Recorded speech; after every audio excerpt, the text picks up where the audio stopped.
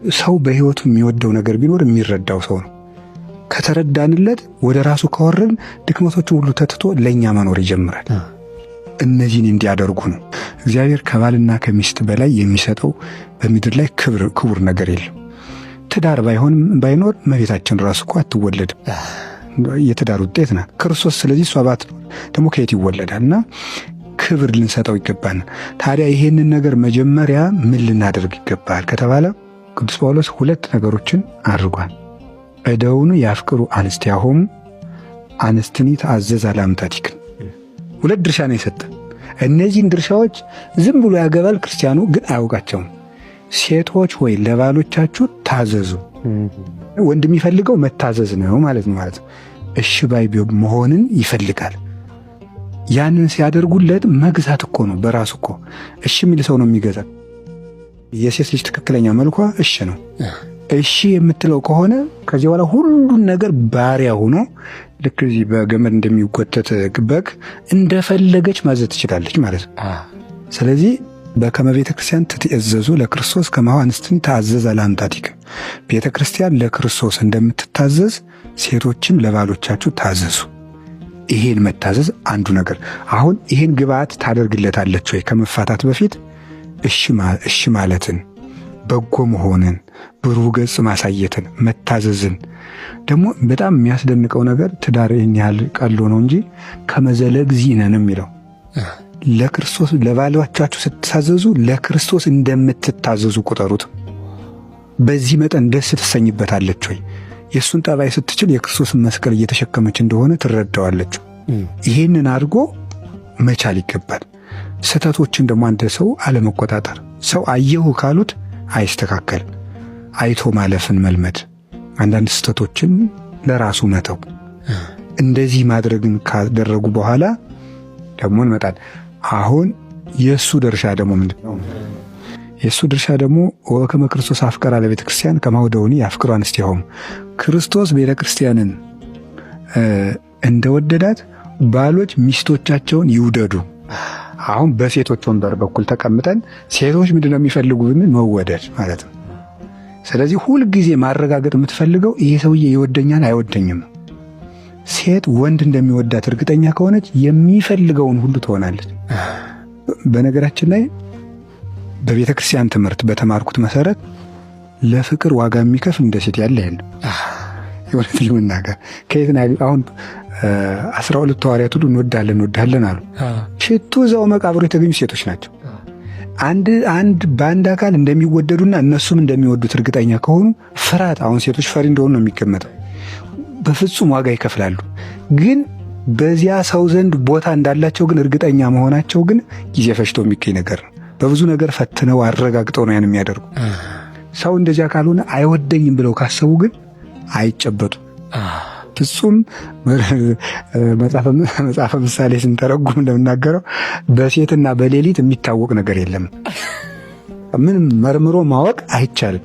ምንም እየሳቁ ተቆጥተው ይሁን ተቆጥተው እየሳቁ ይሁን እየታዘቡ ይሁን እየፈተኑ ይሁን በትክክል ቃል እየገቡ ይሁን ማረጋገጥ አይቻልም።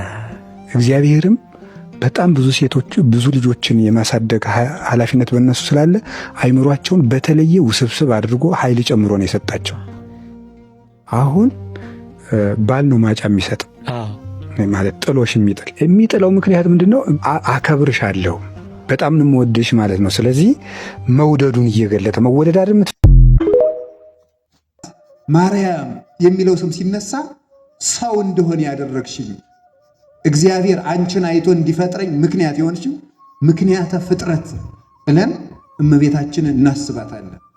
ማርያም ስትነሳ የነቢያት የመኖራቸው ምስጢር፣ ያለመቀሰፋቸው ምክንያት፣ ከመከራ የማለፋቸው ምክንያት ወላዲት አምላክ ነበረች። የሚደንቀው ነገር ቅዱስ ሰሎሞን መኃልየ ዘሰሎሞን ላይ ሲናገር ታይተፍት ጽላሎቱ ፈተውኩ ወነበርኩ ይላል። ከመኮል ውስተ ጸው ገዳም ከማሁ ወልድ ሆዬ በማይከል አሃው፣ በጫካ መካከል ብቻዋን አፍርታ እንደምትገኝ እንኮይ ልጅ ወንድሜ እንደዚያ ነው ይላል። ከጥላውም እየሳሳው ተጠጋው ይላል። ከጥላው እየሳሳው ተጠጋው ይላል። ይሄ ዛፍ የበረሃ እንኮይ የተባለች እመቤታችን ናት። ዛፍ ፍሬ በሌለበት ጫካ መሃል ብቻዋን ያፈራች እንኮይ የተባለች ድንቁርናና እርግማን በበዛበት ምድር ላይ የሕይወት ፍሬን ብቻዋን ይዛ የተገኘችው እንኮይ እርሷ ናት። ከጥላዋ ተጠጋው የተባለ ጥላ አካል ከቆመበት አልፎ ሌሎችን እንደሚያስጠጋ እመቤታችን ሰው ሁና በአካል ከተገለጠችበት ዘመን አካሏ ቀውም ሆኖ ከተገኘበት ከዘመነ ሐዲስ ቀድማ የብሉይ ኪዳንን ሰዎች በቃል ኪዳኗ በረከትና ጥላ አስቀድማ ከመከራ ተጠብቃቸው ነበር። ያ ጽላሎት ይባላል። ኖህ ከጥፋት ውሃ የዳነባት መርከብ የድንግል ማርያም ጥላ ነበረች።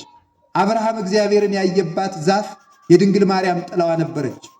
ሙሴ ባህር የከፈለባት በትር የድንግል ማርያም የረዴቷ ጥላ ነበረ። ያች ጥላ ናት። እንዲያው ሹመትም አይኖራችሁ፣ ዕውቀትም አይኖራችሁ፣ ጤናም አይኖራችሁ፣ ሀብትም አይኖራችሁ፣ ማርያም ስላለችችሁ ብቻ ደስ ሊላችሁ ይገባል። እሷ ስላለችን ይበቃናል። ምንም ነገር እውነት እንዲህ አለ ቅዱስ ቄርሎስ የአክል ሃይማኖት ዘአልቦ ጥልቀት ወእምነት በቅድስት ድንግል ከመ ይእቲ ወላዲተ አምላክ። ዘአልቦ ጥልቀት ጥርጥር የሌለበት ሃይማኖት ለምንም ነገር ይበቃል። ማርያም ወላዲተ አምላክም ናት ብሎ ማመን ለሁሉም ነገር ይበቃል። ለልብስ ይበቃል፣ ክርስቶስ እንለብሳለን። ለምግብ ይበቃል፣ የሕይወት እንጀራ ልጇን እንበላለን። ለሁሉን ይበቃል። ለጥበቃ ይበቃናል። መልካም እረኛ ልጅ አላትና በእሷ ይጠብቃል። ስለዚህ ምንም የሚጎልብን ነገር የለም። ሰው ማርያምን ከወደደ የሚያጣው ነገር የለም። እመለመን ያለብን የእናትህን ፍቅር ጨምርልን ብለን መጸለይ ካለብን እሷ ነው። በኃጢአት የመረረው ሕይወታችን ራሱ ሊጣፍጥ እንድችለው ጥይምተ ስም ማርያም በልቡናችን ያደረች እንደሆነ ነው። እሷ ስታድርብን መራራው ንቅል እያለ ይጠፋል። መራራውን ሕይወታችን መራራውን ኃጢአታችን በእናቱ በጣፈጠው ስሟ ነቅሎ ይጣልልን መድኃኒዓለም። እሱን ነው የሚሆንልን። ስለዚህ የበረከት ምንጫችን የምን እናታችን ናት በሉ እንጂ። ሌላው እመቤታችን የደስታ እናታችን ናት። እስኪ የደስታ እናታችን በሉ። አዎ። ስለዚህ አሁን ያዘናችሁ ሁሉ ሐዘናችሁን የምትሸርላችሁ እመቤታችን ናት። በዚህ ዓለም ላይ የእመቤታችን ፍቅር እንደ ውሃ የፈሰሰለት ሰው የታደለ ነው። አባ ጊዮርጊስ ስለዚህ ነው ፍቅርሽ እንደ ወይንና እንደ ውሃ በልቤ ውስጥ ተቀላቅሏል። ወይንና ውሃ ከተቀላቀለ በኋላ ይሄ ወይን ነው ይሄ ውሃ ነው ማለት አይቻልም። እኔን ከማርያም ፍቅር የሚለይቶ ማሳየት የሚችል የለም ይላል። እንዴት አድርጎ ቢወዳል ነው እናት። እንዴት አድርጌ ላመስግንሽ ይሆን አለ። ምን ላድርግ ጠጉሬ እንኳን አፍ አውጥቶ ቢዘምርልሽ አይበቃሽ ይላል። ስለዚህ ዝም ብዬ ቡርክት ልሻ።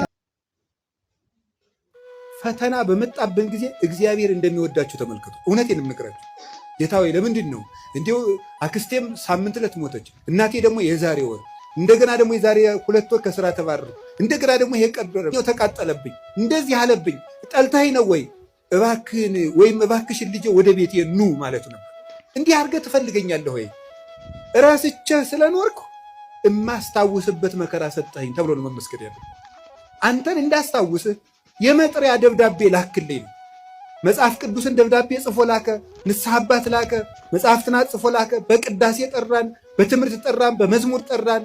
ወንድሞቻችን ሲመጡ በመከራ ጠራን፣ አልተመለስንም። መጨረሻ ላይ ደግሞ የመከራ መልእክት ይልካል። እባካችሁ ኑ ነው። ለምኖ የሚያድን አምላክ እንደ እግዚአብሔር ያለ አለን? ለምኖ እኮ ነው የሚያድን። አሁን ሙሴን አላያችሁትም? እንዴት አስፈራርቶ መመለስ እንደፈለገ። እስራኤል ጣዖት ሲያመልኩ ሙሴ አቤት ተወኝ፣ የማይጄ ላጠፋቸው